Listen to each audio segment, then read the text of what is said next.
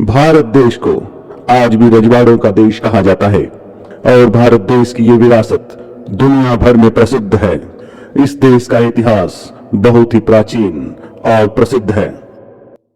यहाँ के हर किले की कहानी दुनिया भर में फैली हुई है।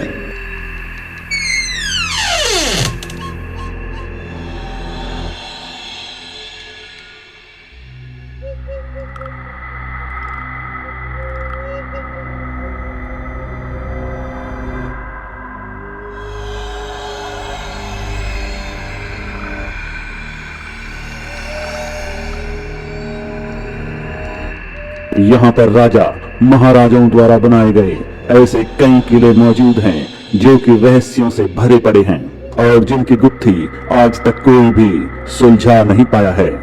इन्हीं किलों में से राजस्थान का एक ऐसा किला भी है जो कि भूतों प्रेतों को लेकर प्रसिद्ध है।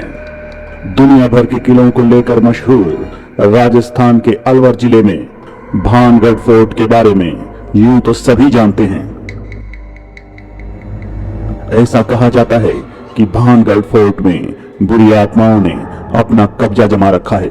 अगर इतिहास के पन्नों को पलटा जाए तो कभी यह जगह बहुत ही खुशहाल हुआ करती थी, लेकिन एक श्राप की वजह से यह जगह खंडहरों में तब्दील हो गई और श्रापित हो गई।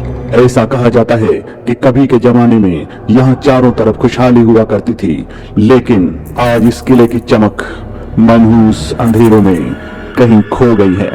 अरावली की पहाड़ियों से घिरा भानगढ़ का यह खूबसूरत किला अपनी भूतहा कहानियों को लेकर हमेशा चर्चा में रहा है। दर्शकों, आपको बता दें कि भानगढ़ किले के कई दिलचस्प किस्से यहाँ के स्थानीय लोग सुनाते हैं। वैसे तो यह किला सुंदर वास्तुकला, मंदिर और उद्यान से सुसज्जित है, लेकिन अब यह एक खंडहर में तब्दील हो चुका है और देखने में काफी भयानक लगता है। स्थानीय लोगों की बात करें तो वो बताते हैं कि उनको इस किले में बहुत सारे अजीब अनुभव हुए हैं। इस किले को लेकर बहुत सारी कहानियां प्रचलित है। आपको बता दें कि रात के समय इस किले के आसपास कोई फटकता भी नहीं है। लोग वहां जाने से कतराते हैं। आमेर के राजा भगवंत दास ने 1553 ईस्वी में इस किले का निर्माण करवाया था और लगभग 300 वर्षों तक यह किला आबाद रहा। सन 1722 में जब हरि सिंह ने गद्दी संभाली, उसी समय से इस किले की चमक फीकी पड़ने लगी। ये दौर औरंगजेब के शासन का दौर था। औरंगजेब के दबाव में आकर हरि सिंह के दोनों बेटों ने मुसलमान धर्म कबूल कर लिया था, जिनको मोहम्मद कुलीज और मोहम्मद दहलीज के नाम से जाना गया। इसके बाद जयपुर के महाराजा सवाई मानसिंह ने इन दोनों को मारकर भानगढ़ के किले पर कब्जा कर लिया और माधो सिंह के वंशजों को गद्दी सौंप दी। यहाँ के रहने वाले स्थानीय लोगों ने बताया कि भानगढ़ की राजकुमारी रत्नावती बेहद ही खूबसूरत थी। रत्नावती इतनी खूबसूरत थी कि उसकी खूबसूरती के चर्चे दूर दूर तक फैले हुए थे। देश के हर एक कोने से हर एक राजकुमार राजकुमारी रत्नावती से शादी करना चाहता था। राजकुमारी रत्नावती के पास रोज विवाह के प्रस्ताव आते थे और हर कोई उसके रूप का दीवाना था। ऐसा बताया जाता है कि पहाड़ों पर सिंधु सेवड़ा नाम का एक जादूगर रहता था। उसने जब राजकुमारी रत्नावती के बारे में सुना तो वह उसका दीवाना हो गया और मन ही मन उससे शादी करने के सपने सजाने लगा। एक बार राजकुमारी रत्नावती अपनी सहेलियों के साथ बाजार घूमने के लिए निकली। राजकुमारी रत्नावती एक इत्र की दुकान पर पहुंची और इत्रों को हाथ में लेकर उनकी खुशबू लेने लगी। जब राजकुमारी रत्नावती इत्रों की खुशबू ले रही थी, उसी समय सिंधु सेवड़ा नाम का जादूगर एक कोने में खड़ा होकर राजकुमारी रत्नावती को लगातार घूर रहा था। सिंधु सेवड़ा काले जादूगर का महारथी था। वह राजकुमारी रत्नावती से एक तरफा प्यार करने लगा था और किसी भी कीमत पर राजकुमारी रत्नावती को हासिल करना चाहता था। इसलिए उसने इत्र की दुकान के पास आकर उस इत्र की बोतल पर काला जादू कर दिया, जिसको राजकुमारी रत्नावती अपने हाथ में लिए हुए थी। सिंधु सेवड़ा ने इत्र की बोतल पर वशीकरण किया, लेकिन राजकुमारी रत्नावती के एक विश्वसनीय ने राजकुमारी को यह सारी घटना बता दी कि सिंधु सेवड़ा ने इस इत्र की बोतल में उसको पाने के लिए वशीकरण किया है। जब राजकुमारी रत्नावती को यह बात पता चली तो राजकुमारी आग बबूला हो उठी और उस तांत्रिक को सबक सिखाने का मन बना लिया। राजकुमारी रत्नावती ने उस इत्र की बोतल को उठाया और वहीं एक पत्थर पर पटक दिया।